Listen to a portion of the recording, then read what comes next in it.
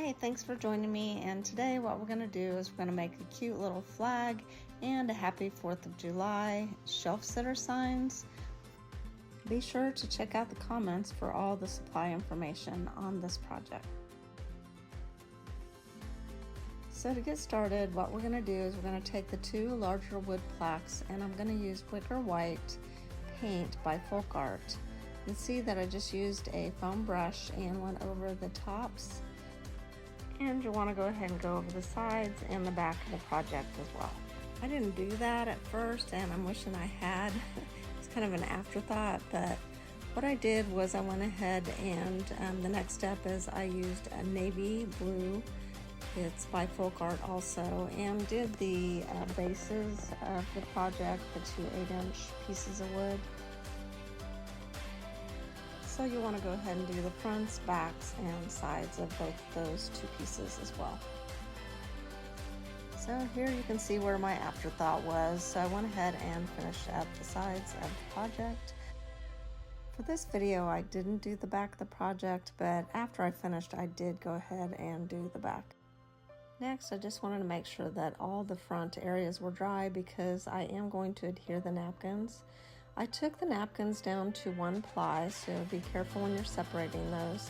And what I wanted was kind of a rough edge look. So I don't know if you've done this, but what you do is you dip your paintbrush in water and then you take it around the edges of the napkin and you tear. So I'll let you watch me do this. I'll slow it down just a bit on this last part here.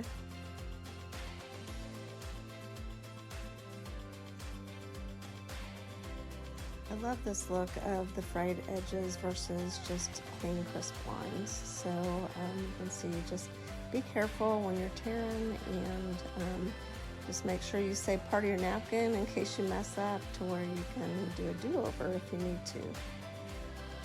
So now that I have that one the way I like it, I'm going to go ahead and set that one aside, and we're going to do the Happy 4th of July one the same way. So we're just going to repeat that process. What we're going to do is take that napkin down to the 1 ply. I thought it might be easier to handle, so I went ahead and cut out the area that I wanted to work with on this napkin.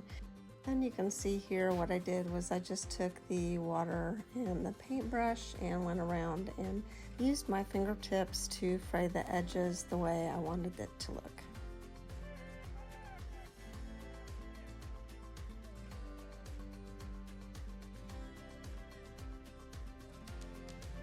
Next, it was time to Mod Podge the 2 napkins into place. So grab your Mod Podge. Of course, you'll want to remove the napkins, and you want to place a thin layer. I used a sponge brush. They do have Mod Podge brushes that you can use as well. And then I just placed my napkin using my fingers and just kind of smoothing out the flag. And then I did the 4th of July the same way.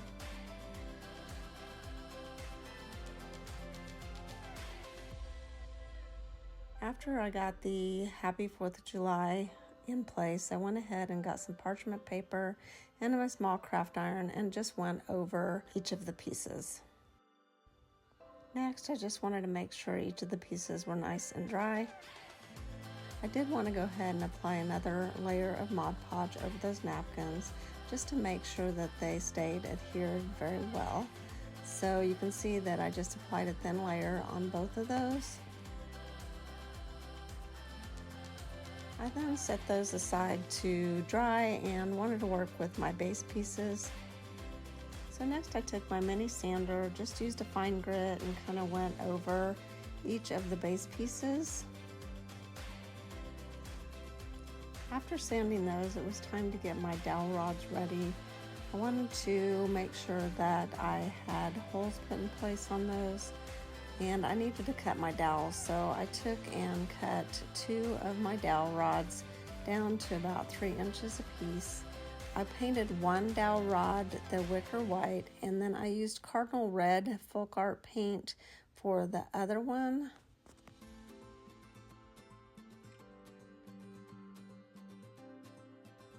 After those were painted, I went ahead and measured where I needed to put my holes for my dowels. So just, as you can see, just measured in 4 inches.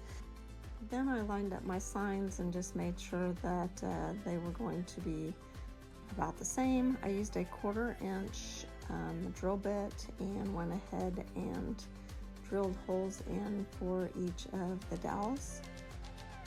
Next, I wanted to distress my project, so I used distress ink. It's walnut stain. Before applying that, I did go ahead and use my mini sander and went around the edges of the project.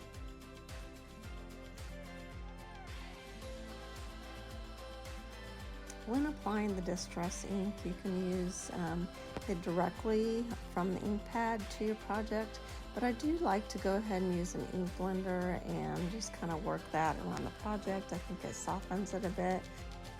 Notice here too that I also used on the base of the project and just did apply a bit to the front using a makeup wipe.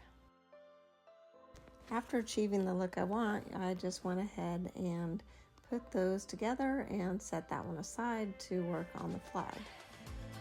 This process is basically just being repeated, so I'll let you watch and learn.